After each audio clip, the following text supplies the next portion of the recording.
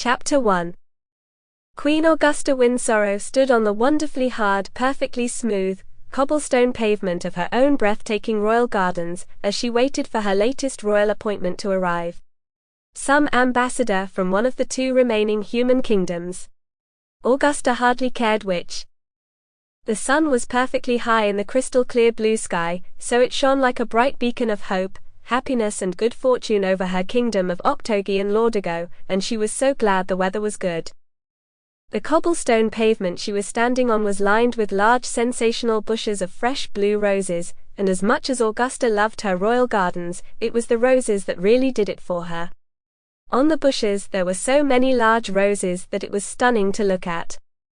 She really wished that she could spend all day and night in the gardens, exploring the trees, plants and flowers that came from all four of the old human kingdoms.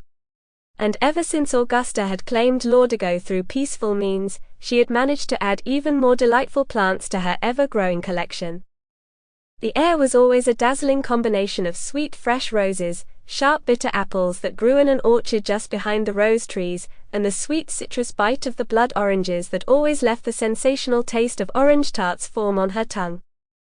Augusta really loved her gardens more than almost any other part of the kingdom, and it was on days like this that she seriously needed the gardens more than ever.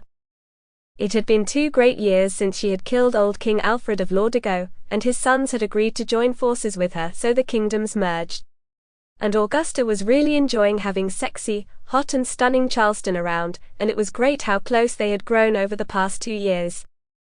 The union had been great for both countries.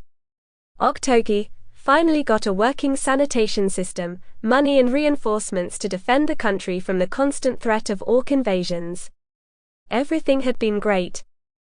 But the most powerful of the human kingdoms was clearly scared of Augusta's ambition, and of course the Emperor of Jasper had every single right to be concerned. She wanted all the human kingdoms under one united banner, considering how many dangers there were.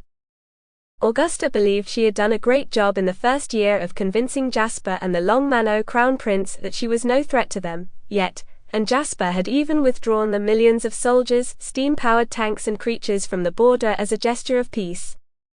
Augusta still couldn't believe she had been so stupid to believe him, and fall into the Emperor's trap. He wasn't waging a military war against her, even though she would have been crushed in a month or 2, he was waging a political war against her kingdoms. Jasper had cut off all trade with them, leading Octogi to be starving. Many of Lordigo's fishing and other main industries were crippled because Jasper was no longer trading with them, and even the Sample complete. Ready to continue?